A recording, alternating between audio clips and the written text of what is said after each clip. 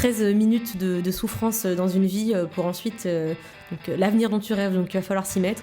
Défiler le 14 juillet, c'est une expérience absolument incroyable parce qu'on a un mix d'émotions qui est assez original, qui arrive assez peu, je pense, dans une vie. Bienvenue sur Ambition Publique, le podcast qui donne la parole à des jeunes fonctionnaires pour transmettre leur passion pour la chose publique. En revenant d'abord sur leur parcours scolaire, on essaie de comprendre le cheminement pour devenir fonctionnaire. Ensuite, on se concentre sur leurs postes et missions actuelles dans le service public. Enfin, des conseils très personnels sont donnés pour réussir les concours. Aujourd'hui, c'est au tour d'Annabelle Macloufi, 27 ans, commissaire des armées au sein du régiment de génie de Castelsarrasin, de revenir sur son ambition pour l'armée. Découvrez son univers particulier entre terrain et soutien aux forces, entre Marseillaise et sport au quotidien. Si on s'intéresse plus précisément à l'ancrage terre, on évoque en plus la formation, le défilé du 14 juillet et le volet international des opérations extérieures. Bonne écoute.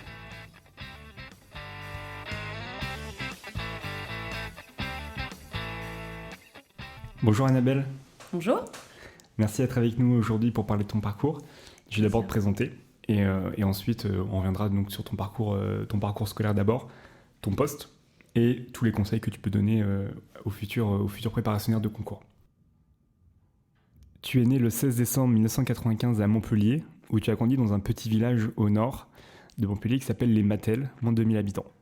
Tu y suis une scolarité primaire et secondaire, cursus école publique, avant de faire un bac Abibac, ES, un bac franco-allemand, au lycée Georges Clemenceau de Montpellier, où tu décroches un bac mention très bien en 2013. Tu intègres juste après le bac l'Institut d'études politiques d'Aix-en-Provence, avec un cursus franco-allemand, dont une première année à Freiburg, puis 2 ans à Aix. Tu intègres Sciences Po Paris ensuite en 2016 pour un master Affaires publiques en 2 ans, et tu y réalises une année de césure entre ton master 1 et ton master 2, d'abord à l'université d'Ifrane le premier semestre, au Maroc, avant de travailler 6 mois dans un cabinet de conseil à Casablanca, au sein de Strateus Group.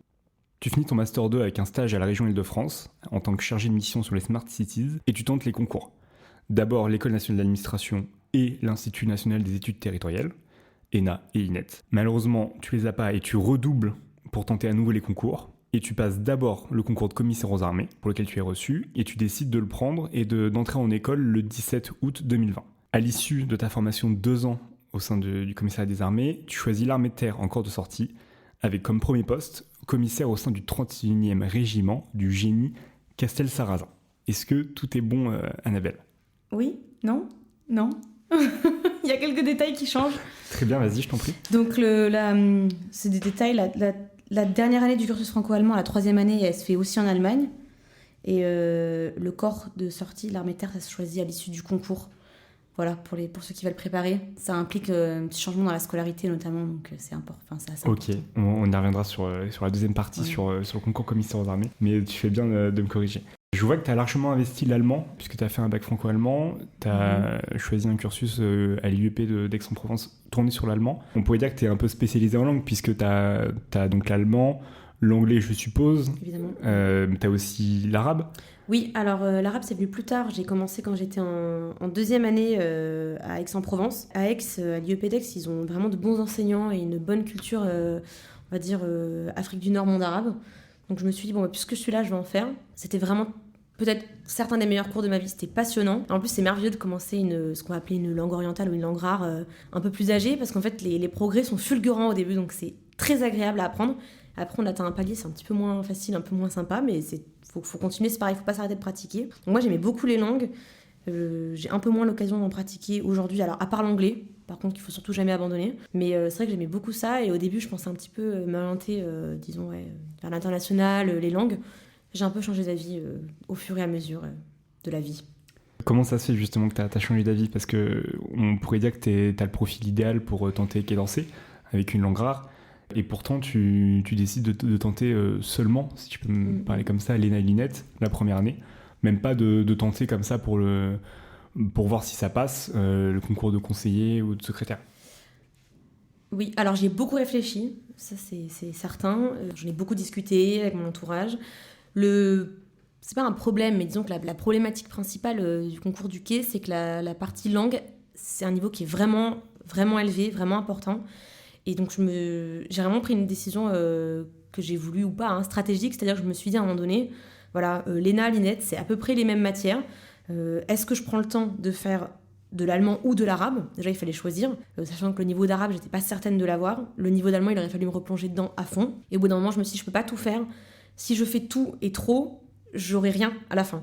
Et je me suis dit, il va falloir choisir. Et j'ai fait un choix en me disant que j'enlève la partie langue, que je garde en option pour les concours où il y a des options de langue, et puis pour le plaisir.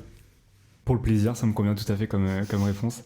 Tu as testé le métier de consultante en affaires publiques. Pourquoi, après un an de concours où tu les as loupés, tu décides pas peut-être de tout plaquer, t'orienter pour ce métier, pour ce genre de métier, consultant en affaires publiques, à Paris ou même à l'international? Alors, il y a 2 raisons principales à ça. La première, c'est que je me suis dit, bon, j'ai passé les concours en fin de Master 2. C'était un peu le coup de... Enfin, je tente, on verra ce que ça donne. Et je me suis dit, bon, je vais pas m'arrêter là. Je refais une année où je me consacre uniquement à ça. Encore une fois, un peu de question de stratégie, de décision. C'est-à-dire que je me suis dit, c'est trop dommage de s'arrêter là. Je refais une fois. Et si ça passe pas, tant pis, je ferai autre chose. La deuxième raison, c'est que j'avais quand même une vraie volonté de faire du public. Et que je voulais pas laisser passer cette chance, même si pour le coup consultant c'était vraiment très intéressant, très prenant aussi, et que je pense qu'il y a des opportunités tant en France qu'à l'international. J'aimerais du coup te poser la question, à quel moment tu as voulu devenir fonctionnaire? Parce que là tu nous parles effectivement des langues, de questions stratégiques. À quel moment tu t'es dit stratégiquement, ça m'intéresse, j'ai envie de me positionner sur ces parcours, sur cette carrière? Alors, chez moi, c'était pas une vocation d'enfant de faire militaire ou de faire fonctionnaire, pas du tout. Quand j'étais enfant, je voulais être avocate. Et ensuite, j'ai un peu changé d'avis. En fait, j'ai un souvenir très très clair du jour où je me suis dit, bon, allez, c'est ça que je veux faire. J'ai discuté avec une amie à Aix-en-Provence, justement, en 2e année, qui m'a dit, tu devrais vraiment passer le concours de Sciences Po Paris en master et préparer les concours administratifs, parce que ça t'irait vraiment bien et je pense que tu t'y épanouirais. Et je me suis dit, mais qu'est-ce qui va m'épanouir dans ce... Moi, j'adorais les études, alors je savais qu'étudier, ça me ferait plaisir, mais qu'est-ce que j'allais faire après? Et c'est là que je me suis dit, bon, c'est ça. Et en 3e année, j'ai passé les concours. Donc c'est vraiment une discussion avec ton ami au bord d'un café et où tu te dis, bah en fait, ouais, pourquoi pas les concours administratifs? Tu t'étais renseigné un petit peu à l'époque et tu savais qu'il y a peut-être autre chose que seulement ENA-INET, peut-être d'autres concours comme l'Institut régional d'administration pour être cadre A, où c'était vraiment objectif d'abord ENA-INET et après on réfléchit dans un second temps. L'objectif, c'était le Quai d'Orsay au début, en 2e et 3e année, par rapport aux langues justement. Et c'est après que je me suis renseignée et que j'ai ouvert un petit peu le spectre à d'autres concours. Donc si je comprends bien, t'as voulu devenir fonctionnaire plutôt au cours de tes études, après t'être déjà un petit peu engagé, d'être déjà dans les bouquins. Une question peut-être plus précise pour toi qui est militaire, c'est plutôt à quel moment tu as voulu devenir militaire? Donc idem, c'était pas une vocation, j'ai pas de militaire dans ma famille proche du tout. On m'a pas poussé particulièrement dans cette voie-là. C'est venu, alors là pour le coup, plus tard. En master, je me suis dit que j'avais envie d'un métier qui allie terrain et administratif. Je voulais rester dans mon cœur de métier, on va dire. Et puis, je pense aussi à force de rencontrer des gens. J'ai rencontré des étudiants qui faisaient le double diplôme Saint-Cyr Sciences Po. J'ai rencontré un commissaire qui est dans la marine. J'ai commencé à rencontrer des gens et je me suis dit, c'est un métier vraiment passionnant et faut que je creuse un peu.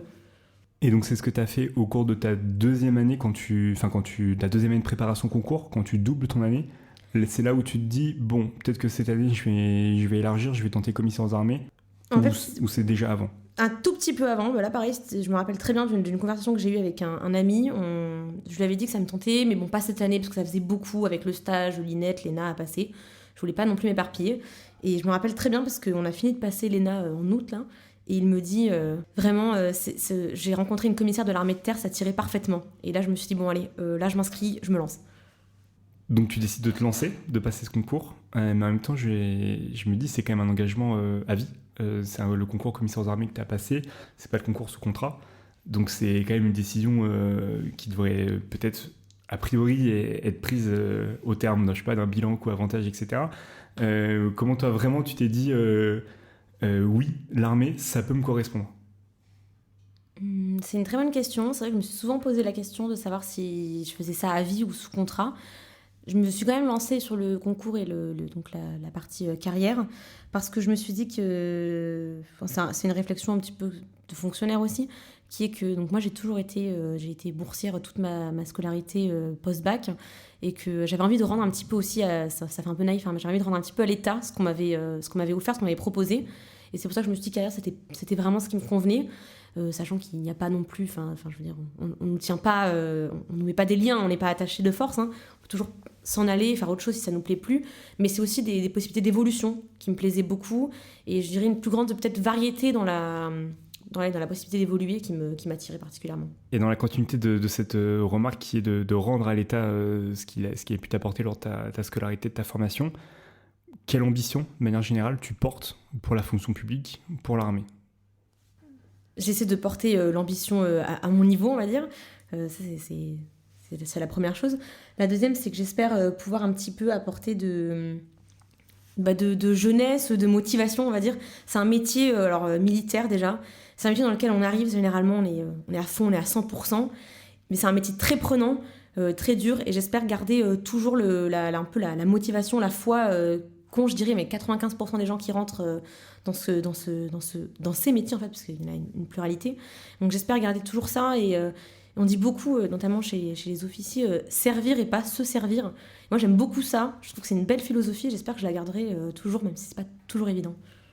Super, t'as devancé ma question sur le dicton qui sera en troisième partie, mais d'accord, servir et non se servir. Quel est le sentiment que t'as eu quand t'as défilé le 14 juillet en uniforme avec ta promo ? Comment ça s'est passé ? Alors défiler le 14 juillet, c'est une expérience absolument incroyable, parce qu'on a un mix d'émotions qui est assez original, qui arrive assez peu, je pense, dans une vie, parce que déjà on est stressé. Parce que ça fait une semaine qu'on enchaîne les répétitions, voire même plus avant. Forcément, on a envie d'être beau, on a envie que ça se passe bien. Donc, c'est un exercice à la fois individuel et collectif, parce que finalement, il faut que tout soit beau, que tout aille ensemble. Ça ne dépend pas forcément que de vous, mais bon, il y a votre part à jouer aussi. Et puis, alors moi, j'avais beaucoup de chance parce qu'il y avait mes parents qui sont venus me voir en plus, donc j'avais très très envie de les rendre fiers. Et puis, j'étais extrêmement fière et extrêmement heureuse, donc c'était un très beau moment.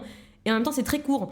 Ça passe très très vite en fait, c'est pas si long, donc il faut en profiter, et c'est dur de profiter de quelque chose quand on est très stressé. Donc c'est un mix d'émotions absolument indescriptible, mais un des plus beaux jours de ma vie, je pense. Est-ce que tu auras l'occasion de redéfiler ? C'est une possibilité, tout à fait. Mon régiment devrait peut-être redéfiler à nouveau à pied, mais je sais pas si c'est dans trop longtemps pour savoir si j'y serai pas, où je serai d'ici là. Merci pour cette belle description de ce feu d'artifice de sensations et de sentiments. J'aimerais te poser une question maintenant que je pose un petit peu à chaque fois, qui est l'objet, l'œuvre d'art, ou même un livre, un film qui a été signifiant pour toi, dans ton parcours, dans ta construction, peut-être par rapport au concours aussi. Voilà, donc je t'en prie, dévoile-nous ton objet. Alors, c'est pas un objet, c'est plusieurs objets, du coup, si je dois être honnête. C'est un ensemble d'œuvres. Alors moi, j'adore les Rougon-Macquart de Zola. Donc j'ai découvert ça en seconde, première à peu près. Donc j'ai adoré, je les ai dévorés. Ça peut paraître un peu surprenant, parce que beaucoup de gens vont trouver que c'est un petit peu... Bon, c'est long, et puis il y a beaucoup de descriptions, mais ce que j'ai adoré, c'est ça, c'est qu'il y avait beaucoup de descriptions, et du coup on pouvait se plonger dans les œuvres, et moi ça m'a notamment donné envie d'aller vivre à Paris un jour, et c'est pour ça aussi que je me suis dit, bon, il faut que je tente autre chose, il faut que j'aille voir un petit peu ce qui se passe dans cette fameuse capitale dont tout le monde parle. Ça fait un peu provincial, mais c'est vrai. Non, mais c'est très bien, hein. Il y a aussi l'autre penchant qui est de Balzac, justement avec Rastignac. Donc effectivement, les deux ont donné envie à aller à Paris. Et donc toi, tu as pu le faire à partir de 2016, quoi. Si tu n'avais pas eu Sciences Po, tu aurais peut-être tenté autre chose en fait, qui t'aurait permis d'arriver à Paris, de faire une formation. Oui, je pense que j'aurais fini par m'y installer d'une façon ou d'une autre, même si là je l'ai quitté. C'est quand même une ville que j'aime beaucoup, parce que d'un point de vue culturel, c'est quand même assez exceptionnel. Effectivement, ville très dense culturellement, je te rejoins tout à fait.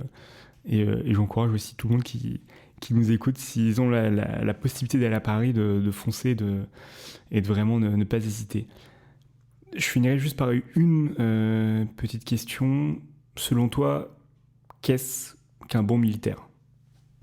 Alors ça, c'est une question assez difficile, parce que en fait, militaire, ça rassemble plein de gens, c'est plein de choses, parce qu'en fait, comme je disais, il y a plein de métiers, puis il y a plusieurs armées, il y a plusieurs directions et services également. Je pense que ce qui rapproche tout le monde aujourd'hui, on va dire au-delà du port du treillis, quoi, finalement, c'est le sens, je dirais, de l'honneur et du travail et de l'effort. C'est le plus important et je pense que c'est ce qui va tous nous rassembler. Donc c'est un petit peu cliché, mais ouais, le drapeau, la patrie, ça reste des valeurs importantes. Et ça nous fait la parfaite transition pour la deuxième partie où là on va vraiment s'attarder sur un type de militaire, le militaire commissaire aux armées, et notamment en régiment terrien.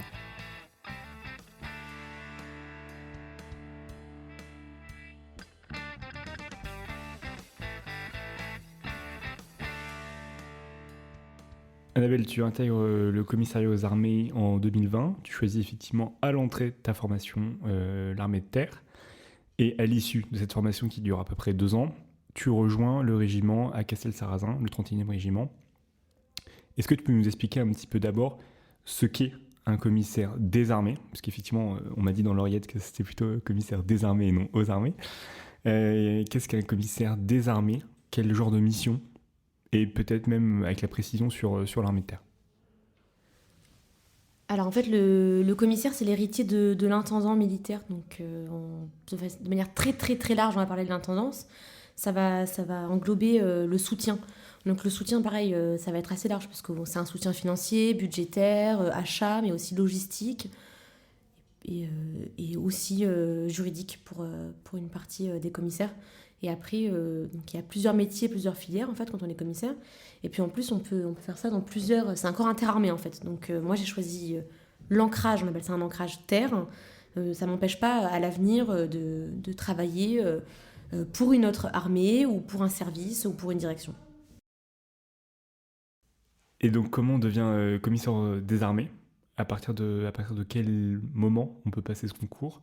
Comment ça se passe un peu cette formation ? Tu peux nous en dire quelques mots ? Oui, alors tout à fait. Alors pour ceux qui sont intéressés par le concours, il en existe 3, un sur épreuve, un sur titre et un interne, donc pour les gens qui sont déjà militaires. Donc moi j'ai plutôt parlé du concours sur épreuve, c'est celui que j'ai passé. Donc c'est un concours qui est ouvert au niveau bac+3, mais dans la pratique c'est plutôt les gens qui ont un bac+2 ou qui sont en dernière année de master. Donc le concours c'est un concours un petit peu administratif classique, il y a une épreuve de culture générale, une épreuve de notes de synthèse et une épreuve de spécialité. Donc moi j'avais pris droit public. Et après, quand on est admissible, c'est un oral et un oral d'anglais également. Et il y a du sport. C'est un petit peu ça qui différencie évidemment du reste des concours administratifs. Le sport, en termes de niveau, tu peux nous donner peut-être 1 ou 2 référentiels ? Je sais pas, sur la course à pied, la natation peut-être ? Oui, alors tout à fait. Alors je dirais qu'il faut un niveau de coureur assez moyen plus, moyen bon. Donc il faut s'entraîner. Il faut vraiment pas attendre d'être admissible. Il faut s'entraîner. Et c'est bien parce que faire du sport quand on prépare les concours, c'est sain. C'est très important, donc il ne faut pas hésiter à le préparer dès qu'on prépare les écrits. Sur le 3000 mètres, effectivement, 3000 mètres course, si on veut avoir 20 sur 20 quand on est homme, il faut faire 10-29, il me semble, 10 minutes 29, ce qui est beaucoup. Mais par contre, après, on peut viser, il me semble, un 13 minutes, 13-30 pour avoir 10-12 à peu près. Oui, alors après, c'est faisable hein, pour un homme, c'est des niveaux quand même qui sont atteignables.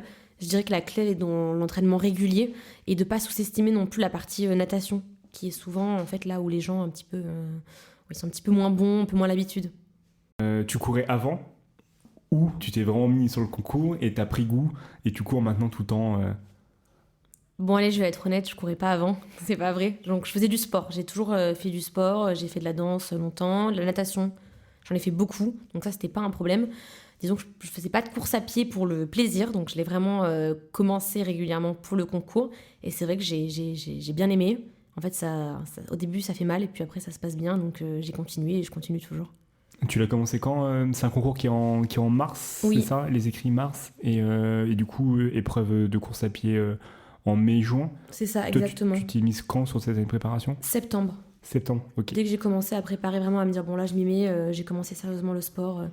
Parce qu'en plus, c'est éliminatoire. Si t'as 5 ou moins, Tout à fait. Ou moins de 5 plutôt, c'est éliminatoire. Tout à fait. Mais parce qu'en fait, militaire, il y a des temps qui sont réservés pour faire du sport. Il y a vraiment un attendu sur la forme physique. Mais exactement. Donc c'est vraiment un esprit sain dans un corps sain, si je puis me permettre. Mais oui, non, mais c'est important. Et puis il faut garder un certain niveau physique. Je ne parle pas d'un niveau inatteignable. On sait bien qu'un commissaire, son cœur de métier, c'est pas de faire du sport, Mais c'est important parce qu'un commissaire, s'il est militaire, c'est aussi parce qu'il est projetable, notamment en opération extérieure. Et c'est très important de rester en bonne forme physique. Encore une fois, je ne parle pas d'un niveau exceptionnel, mais un minimum, oui. Très bien, merci pour ces précisions sur les compétences sportives. Sur la formation après, ça dure 2 ans. 2 ans, c'est peut-être long, c'est peut-être beaucoup. Comment ça s'organise cette formation au commissaire des armées? Donc, tout à fait, ça dure 2 ans. C'est assez long, mais c'est assez bien construit pour que ça passe assez vite. Parce qu'en fait, on a une première partie qui est la partie vraiment, on va dire, préparation militaire. Donc là, pour ma part, j'ai fait mes classes à Saint-Cyr-Coët-Quidan, puisque j'avais choisi donc l'armée de terre. Donc là, c'est la partie classe par milieu, donc marine, air et espace, terre. Ensuite, en novembre, donc là, on fait 10 semaines, pardon. En novembre, on revient, et là, on fait ce qu'on appelle l'année un peu d'administrateur, donc interarmée. Donc là, on est en promotion constituée. Donc, on va apprendre vraiment des compétences métiers, donc, de droit, d'achat, de budget, de financier, de logistique. Mais c'est aussi là que se fait un peu la plus belle partie de cette formation, puisque c'est la partie promotion. Donc, on a un nom de promotion, on a un baptême, on peut faire plein d'expériences, plein d'activités qui sont absolument exceptionnelles, qu'on ne fait pas ailleurs que dans l'armée. Et le nom de ta promo? Alors, le nom de ma promotion, c'est Croix de Lorraine. Donc, ça faisait référence au général de Gaulle et au symbole, à l'emblème qu'il avait choisi un petit peu en miroir inversé de la croix gammée. Donc, pendant la Résistance, c'était une croix de Lorraine. Donc, c'est un symbole, évidemment, qui est assez repris dans les armées, mais qui reste quand même... Voilà, porteur de valeurs qu'on veut toujours transmettre aujourd'hui. Et c'est pas parce que c'était il y a finalement longtemps qu'on doit plus s'en servir ou l'oublier. Ok, d'accord. Et donc, tu as cette procédure donc, de nom, tu as ce deuxième temps de formation où tu as vraiment un esprit de corps, un esprit de promo assez fort. Je pense que vous avez dû tisser des liens assez importants. Et ce troisième temps ensuite, comment ça se passe? Donc, exactement. Donc, à l'issue de l'année d'administrateur, donc on a fait 1 an, donc on est à nouveau en novembre donc de la deuxième année. Là, on est chacun, on va dire, dispatché vraiment dans nos ancrages. Donc, pour l'armée de terre, on retourne à Saint-Cyr-Coët-Quidan. Mais par exemple, pour le service de santé des armées, donc ils vont au Val-de-Grâce et ils ont vraiment une partie santé. Ils font un petit passage à l'école des directeurs d'hôpitaux. Pour les marins, ils partent à l'école navale, ils font la mission Jeanne d'Arc. Donc ils embarquent 4 à 5 mois. Donc c'est vraiment, on est là, on est dans la spécialité. Ça va être, donc pour les terriens, j'ai parlé de ce dont je connais le mieux évidemment, une partie assez militaire et sportive, mais aussi une partie, j'ai envie de dire, compétences commissaire, parce qu'on fait un stage dans un régiment de l'armée de terre, on va développer des compétences de commissaire terre. Et donc, à l'issue de cette formation, il y a un classement de sortie. Le régiment que tu as choisi, c'est Castres-les-Sarrasins. Est-ce que tu peux nous expliquer un petit peu plus ton quotidien, tes missions de commissaire aux armées dans ce régiment? Oui, alors tout à fait. Donc moi, je suis commissaire au sein du 31e régiment du génie à Castres-Sarrasins. Et en fait, j'ai plusieurs missions. En fait, je suis chef d'une section coordination, administration, budget. C'est-à-dire que je vais gérer et suivre une grande partie des budgets du régiment. Donc un régiment, ça a entre 1000 et 1200 personnes. Donc il y a forcément plusieurs budgets pour le soutien, pour faire vivre en fait tous ces hommes et ces femmes. Et donc il va y avoir vraiment du budget métier, il va y avoir de la condition de vie du personnel. Donc c'est assez large. Puis une partie logistique également. Et enfin, la deuxième grande partie de mon travail, de mon métier, c'est l'aspect commandement et management un petit peu également, qui en fait qui prend une part, pour moi personnellement, assez importante de mon quotidien. Donc 2 missions principales, mission support et mission commandement. Pour qu'on arrive un peu plus à comprendre comment s'organise un régiment, toi, en tant que commissaire des armées cadre A, comment ça se structure en fait? Tu es le bras droit de la personne qui gère tout le régiment. Comment ça se passe? Tu peux nous donner un peu plus de détails? Alors tout à fait, alors j'aurais peut-être dû en parler avant. En fait, quand on est commissaire en sortie d'école, on est lieutenant, pour donner une idée. Donc on est en bas de l'échelle des officiers. Donc on commence, un officier commence toujours lieutenant. Donc j'ai 2 barrettes sur la poitrine. Et ça fait partie de mes compétences, de mon travail, de conseiller le chef de corps qui commande le régiment, qui est un colonel, donc dans tous les régiments. Colonel, ça veut dire combien d'années d'exercice à peu près? Donc là, pour le cursus classique de colonel Saint-Cyrien, c'est 20 ans. Et donc c'est 5 barrettes. Et donc c'est le dernier grade avant les officiers généraux.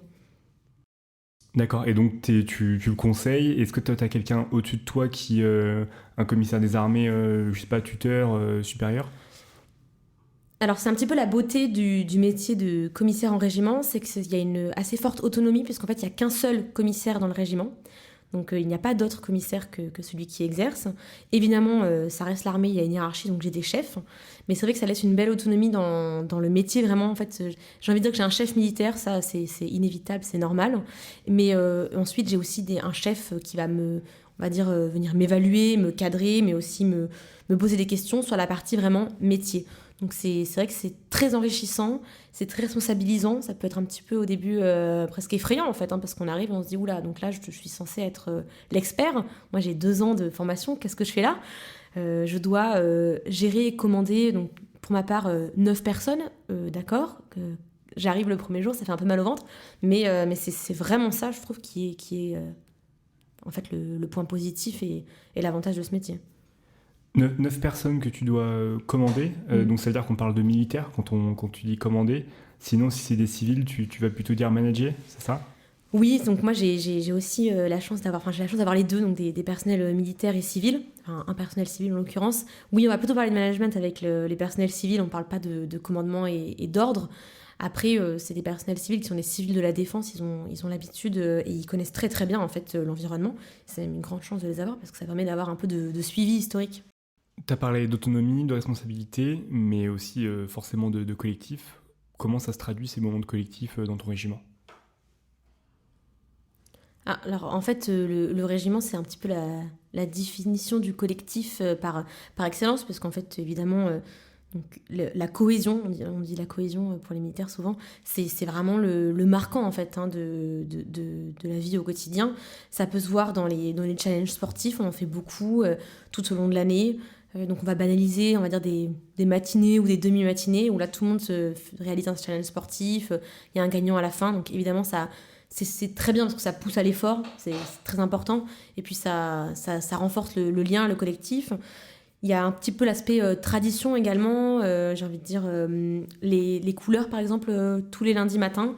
Il y a une levée du drapeau, un chant de la Marseillaise qui est réalisé par l'ensemble du régiment qui est rassemblé.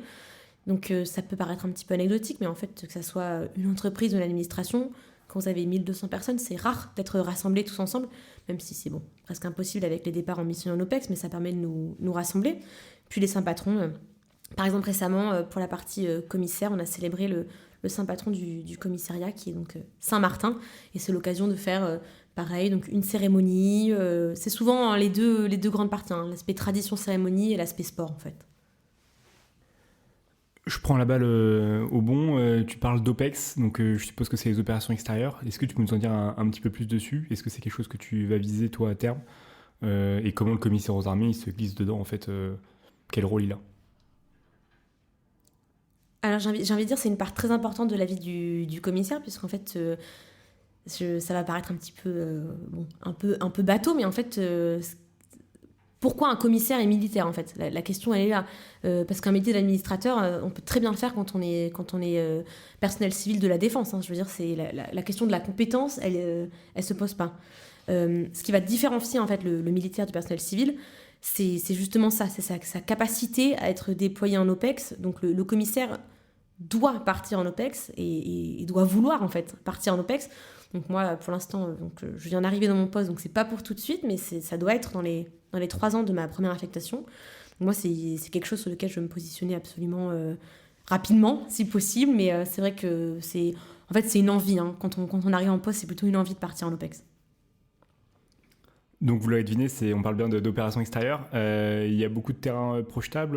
Est-ce que tu peux, toi, te dire, moi j'irais plutôt côté Afrique. Est-ce que de par mon passé allemand, anglais, arabe, je préférais plutôt le Moyen-Orient? Comment ça se passe un petit peu cette procédure de désignation, tout en respectant bien sûr le secret de la procédure?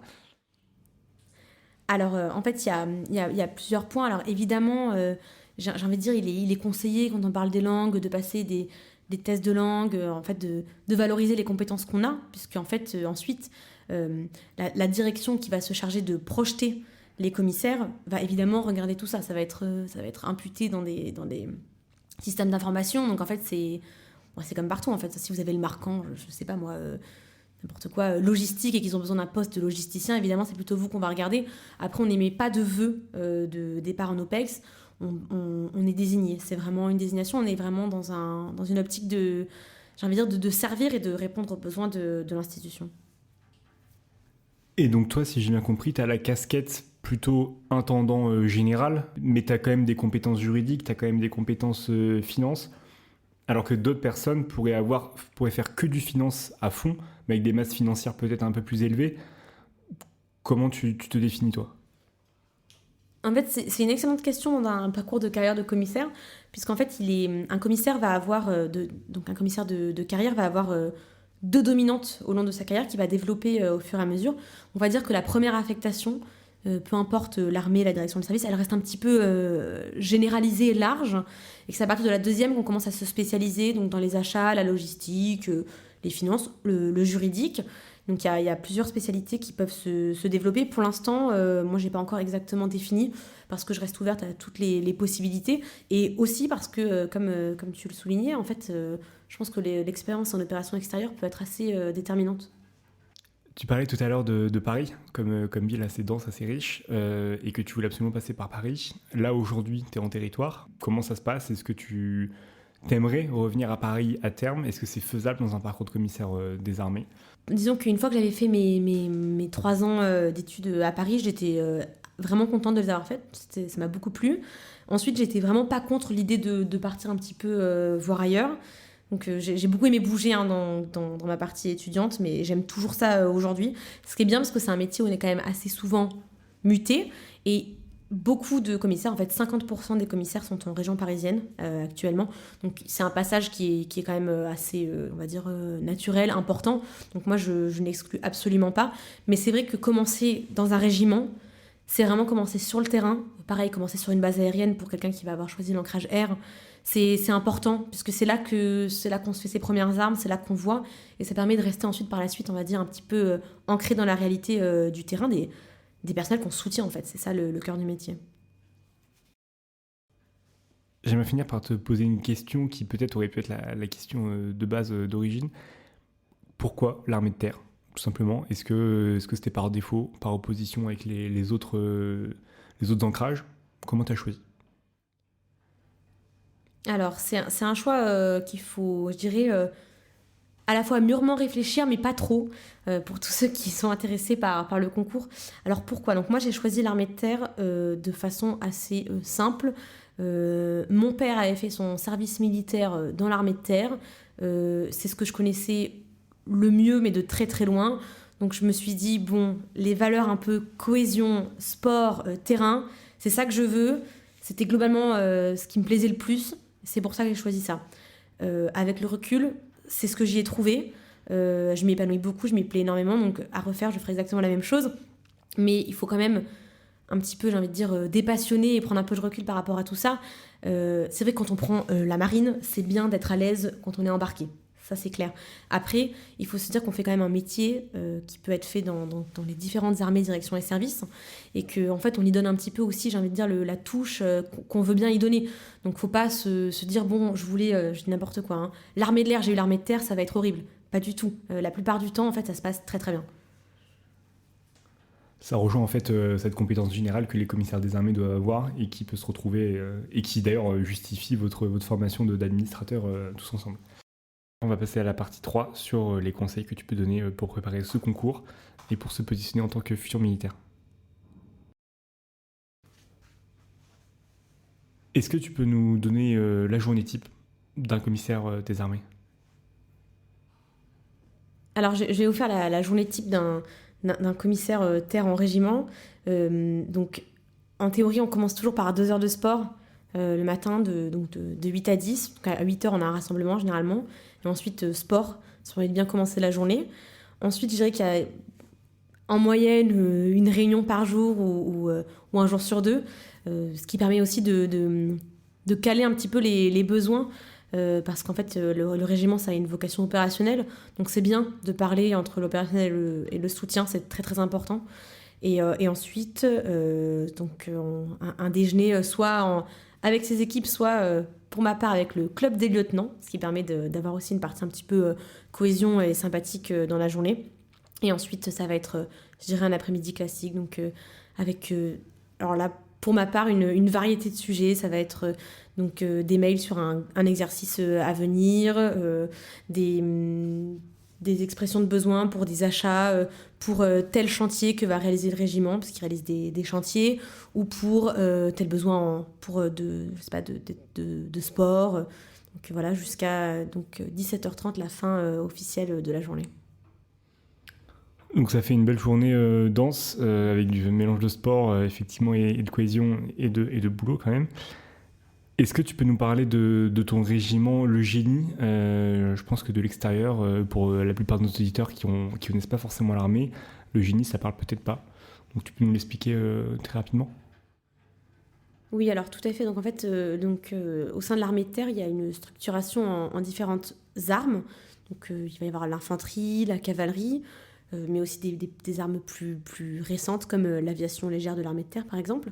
Et donc l'arme du génie, ça va être une arme d'appui, qui va être une arme avec en l'occurrence beaucoup de spécialités, parce que vous avez du génie combat, du génie travaux, donc il va y avoir du déminage, donc ce qu'on va appeler la mobilité, contre-mobilité, qui va permettre d'être un petit peu en appui des troupes, en nettoyant, on va dire, un petit peu un terrain, un avancement. D'ailleurs, le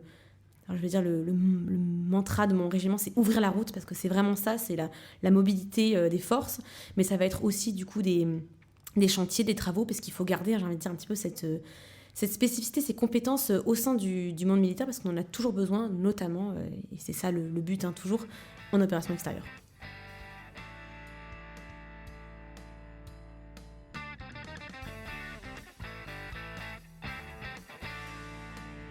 Annabelle, troisième partie sur les conseils que tu peux donner, que tu peux transmettre. J'aimerais te poser la question d'abord, une citation qui t'anime, une citation dans laquelle tu trouves vraiment beaucoup de sens, qui résonne en toi. Alors, moi, j'aime bien s'élever par l'effort, parce que pour plusieurs raisons, parce qu'en fait, s'élever, c'est évidemment, quand on passe des concours, voilà, on veut réussir un concours catégorie A, catégorie A+, donc on veut s'élever un petit peu dans la chaîne hiérarchique, dans la chaîne sociale. Donc c'est important, il faut que ça anime un petit peu quand on passe des concours, mais c'est aussi s'élever intellectuellement et par l'effort. Donc, préparer des concours, c'est long, ça demande beaucoup d'efforts, beaucoup de travail. Et du coup, c'est aussi se rappeler que on a un but à atteindre, s'élever, réussir, mais aussi que ça permet de nous élever intellectuellement, qu'on apprend beaucoup de choses, et puis quelques années après, on regardera un petit peu, ça fait un peu vieille, hein, mais on regarde avec un peu de nostalgie en se disant j'ai appris beaucoup et intellectuellement ça a été très riche.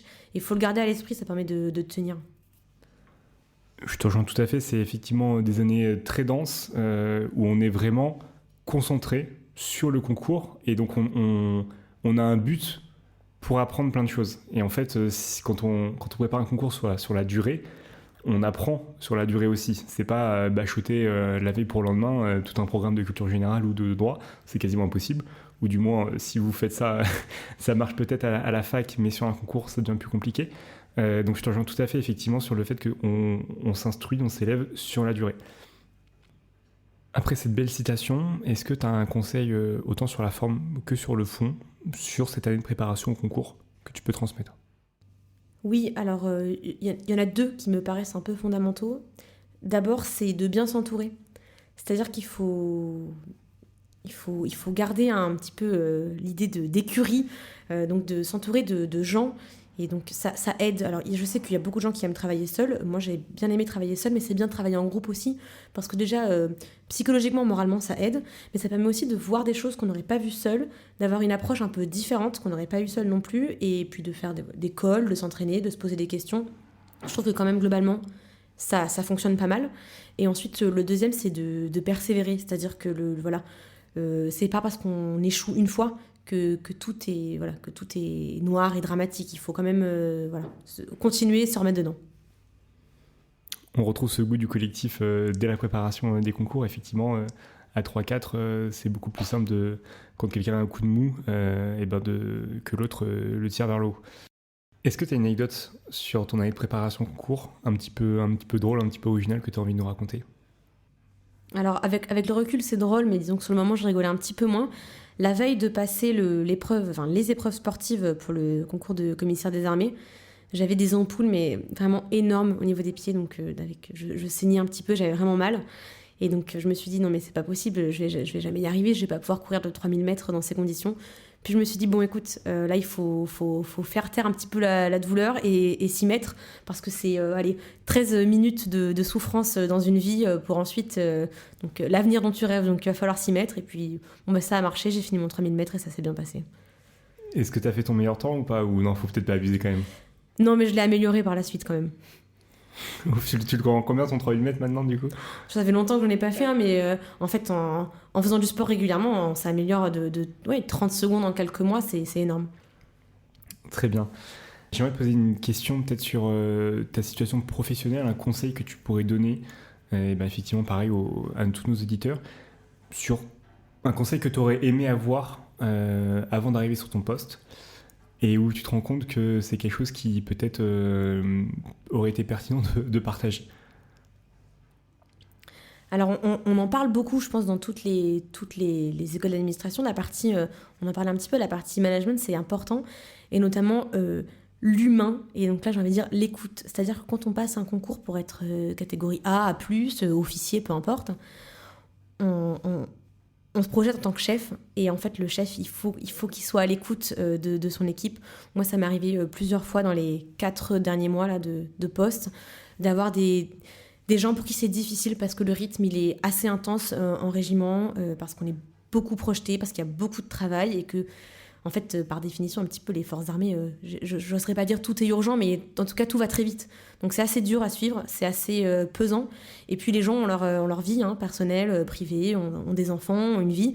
Donc il y a des jours où ça peut être vraiment difficile et de savoir recevoir la personne, fermer la porte, écouter et se dire bon bah tant pis, ce soir je resterai un peu plus tard, je travaillerai tout ce que j'ai pas pu faire pendant ce temps-là. En fait, c'est nécessaire et il faut vraiment, vraiment pas le perdre et rester vraiment à l'écoute et mettre en premier l'être humain, c'est vraiment ce qui est le plus important, je pense. Comment on s'y prépare? Est-ce que c'est juste en fonction des qualités humaines que l'on a déjà de base ou il faut peut-être s'efforcer d'écouter encore plus particulièrement dans ce moment-là? Je pense qu'il faut s'efforcer un petit peu parce que je pense que souvent le propre du jeune cadre dynamique, qui, peu importe l'administration dans laquelle il travaille, c'est qu'il a envie de performer, il a envie de bien faire son travail. Mais attention à pas oublier un petit peu les gens qu'il y a derrière tout ça, parce qu'en fait le cadre il fait rarement son travail seul, il a souvent une équipe.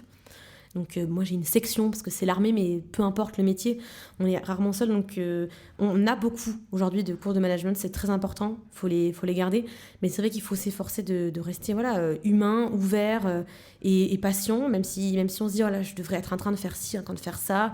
On a des objectifs, c'est comme ça que ça fonctionne, très bien. Mais il faut vraiment mettre ça en premier. Est-ce que tu as un conseil sur les stages à effectuer pour passer ces concours de commissaire des armées ou tout concours un peu sécurité? Parce que quand on regarde ton parcours, il y a aucun stage dans le côté régalien, dans le côté sécurité. Est-ce que ça a été rédhibitoire? Visiblement non, mais est-ce qu'on te l'a reproché peut-être à l'oral? Est-ce que tu peux nous en dire un petit peu plus? Alors, c'est une excellente question. Alors, le message que je veux essayer de faire passer, c'est qu'il ne faut surtout pas se censurer parce qu'on n'a pas fait de stage ou d'expérience dans le milieu armée, défense, sécurité. Il y a un certain nombre de commissaires qui ont fait de la réserve avant. C'est vrai que c'est bien parce que ça permet quand même de connaître. Je dirais que c'est plus facile, on arrive dans un environnement un petit peu plus familier.